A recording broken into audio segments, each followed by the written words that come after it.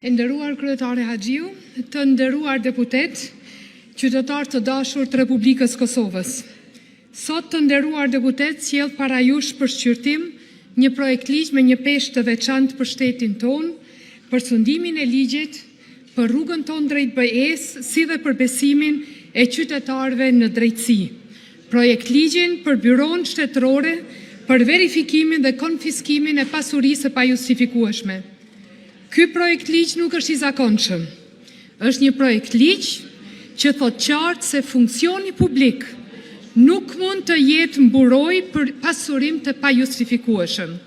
Është një projekt ligj që e bën të qartë se në Republikën e Kosovës, atëherë kur ushtron funksion publik, askush nuk duhet të jetë mbi detyrimin për ta justifikuar, arsyetuar pasurinë e vet. Ky projekt ligj është mesazh i qartë dhe shumë gjatë i pritur nga qytetarët e Kosovës se shteti nuk mjaftohet me deklarime kundër korrupsionit, por ndërton mekanizma real, funksional dhe kushtetues për ta luftuar atë. Ky projekt ligj nuk i shërben ndonjë spektakli, por rezultateve konkrete. Nuk është shkruar për të prodhuar tituj, por për të prodhuar llogari dhënie. Të nderuar deputet, kjo nismë nuk ka ardhur rastësisht dhe as me ngut. Ajo ka një histori të gjatë institucionale. Fillon me koncept dokumentin e miratuar me 13 prill 2021 dhe është votuar për herë të parë në qeverinë Kurti 2 me 29 dhjetor 2021. Që nga ajo kohë, projekt ligji ka kaluar në për 3 opinionet Komisionit Venedikut dhe 2 shqyrtime të gjykatës kushtetuese. Pra, po flasim për një proces të gjatë, një proces të testuar, të sfiduar, të rishikuar dhe të përmirësuar. Me këtë rast dua të shpreh mirënjohje për ish-ministren e drejtësisë Albulena Haxhiun dhe bashkëpunëtorët e saj për punën e bërë. Ky projekt ligj ka kaluar në një proces të gjatë institucional dhe kontributi i tyre ka qenë vendimtar. Dhe më lejoni gjithashtu të theksoj një të vërtetë themelore që duhet të thuhet qartë në këtë sallë. As Komisioni Venedikut dhe as gjykata kushtetuese nuk e kanë kontestuar konceptin e konfiskimit civil si instrument juridik. Rekomandimet kanë qenë për më shumë qartësi, më shumë proporcionalitet dhe më shumë garanci procedurale. Këto rekomandime, të nderuar deputet, janë reflektuar në tekstin që sot e paraqesim sërish para jush. Kjo do të thotë se sot kuvendi ka para vetes një projekt ligj që ka qëndruar gjatë, tepër gjatë në sirtar të gjykatës kushtetuese, por edhe ka kaluar në përfiltra të fortë vendor dhe ndërkombëtar, një projekt ligj të punuar me ekspert, me konsultime, me analiza krahasimore dhe me kujdes të lartë kushtetues.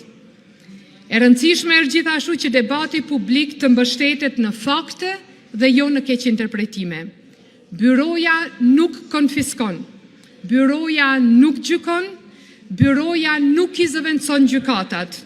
Byroja mbledh, verifikon dhe analizon informacionin. Vendimi për konfiskim merret nga gjykata. Pra, një mekanizëm kushtetues i balancuar dhe në harmoni me parimet e shtetit ligjor. Por, ky ligj nuk merret me qytetarin e zakonshëm. Ky ligj merret me zyrtarët publik, me bartësit e funksioneve publike dhe me detyrimin e tyre për të dhënë llogari për pasurinë që kanë krijuar gjatë ushtrimit të funksionit publik. Prandaj, narrativa se gjoja ky ligj cënon qytetarët e zakonshëm nuk është as interpretim juridik dhe as shqetësim real. Është propagandë kundër një mekanizmi që synon llogaridhënie nga ata që mbajnë pushtet publik. Qytetari i zakonshëm nuk është objekti i këtij ligji. Pra, objekti i këtij ligji është pasuria e pajustifikueshme e atyre që paguhen nga paratë e tatimpaguesve dhe që pikërisht për këtë arsye duhet të jenë të parët në transparencë, integritet dhe përgjegjësi publike. Po ashtu, procedurat nuk nisin arbitrarisht. Ato iniciojnë mbi bazë të informatave kredibile. Fokusi është e mos përputhjet substanciale financiare. Të drejtat e palëve janë të garantuara në çdo fazë, qasje në dokumentacion e drejta për të dëgjuar, përfaqësim dhe mjete juridike. Edhe çështjet më të ndjeshme, si periudha e verifikimit, proporcionaliteti dhe dispozitat kalimtare, janë trajtuar në mënyrë të qartë dhe të balancuar. Pra, ky projekt ligj nuk është ndërtuar mbi logjikën e ndëshkimit të verbër, është ndërtuar mbi logjikën e përgjegjësisë, provës, kontrollit gjyqësor dhe interesit publik. Të nderuar deputet të Kuvendit Republikës Kosovës, me 30 mars 2026, qeveria e ka miratuar sërish këtë projekt ligj, për herë të tretë. Ky fakt nuk duhet parë thjesht si përsëritje procedurale. Ai është dëshmi e një vendosmërie institucionale që nuk është zbrapsur, pavarësisht pengesave, sfidave apo debatit publik. Sepse lufta kundër korrupsionit dhe kundër pasurisë pa justifikueshme nuk mund të jetë një betejë sezonale. A do t'ju themi qytetarëve se Republika e Kosovës e ka vullnetin të mos lejoj që funksioni publik të përdoret për grumbullim të pasurisë pa justifikueshme? A do t'ju themi qytetarëve se drejtësia nuk ndalet vetëm tek fjala? A do t'ju themi qytetarëve se shteti nuk do të mbyll sytë përballë mos përputhjeve të mëdha mes të ardhurave të ligjshme dhe pasurisë së fituar? Atëherë ky projekt ligj e jep pikërisht këtë përgjigje.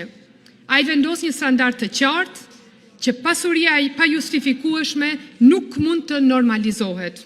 Ai vendos një vit të qartë që thotë se qeverisja e përgjegjshme dhe transparenca nuk janë çështje preference, por detyrim ndaj shtetit.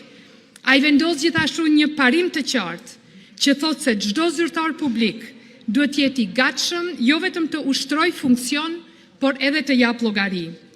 Dhe po, ky projekt ligj ka edhe një dimension tjetër të rëndësishëm. Ai mbron drejtësinë edhe për ata që pasurinë e kanë krijuar ligjshëm dhe me djers, sepse një sistem serioz nuk hedh dyshim mbi të gjithë. Një sistem serioz verifikon, provon, garanton procedurë të rregullt dhe vendos vetëm mbi bazë të ligjit. Kjo është edhe drejtësi, edhe siguri juridike. Të nderuar deputet, Republika e Kosovës nuk ka nevojë vetëm për deklarata të forta kundër korrupsionit, ka nevojë për instrumente që funksionojnë, ka nevojë për institucione që veprojnë, ka nevojë për standarde që nuk negociohen. Byroja shtetërore për verifikimin dhe konfiskimin e pasurisë pa justifikueshme është pikërisht një instrument i tillë. Është garanci për integritet institucional, është garanci për llogaridhënie, është garanci se shteti nuk do të dorëzohet përballë pasigurisë dhe pasurisë së pa justifikueshme. Prandaj ju ftoj sot të gjithë ju deputet të Kuvendit Republikës Kosovës, pa dallim pozit apo opozit, që ta mbështesni këtë projekt ligj, sepse lufta kundër keqpërdorimit të parasë publike, pasurisë së pa justifikueshme, forcimi llogaridhënies dhe mbrojtja e interesit publik nuk duhet të jenë çështje të ndarjes politike, por detyrim i përbashkët shtetëror. Ky është një moment për të rreshtuar në anën e shtetit ligjor, në anën e integritetit institucional dhe në anën e qytetarëve të Republikës Kosovës. Ju falenderoj.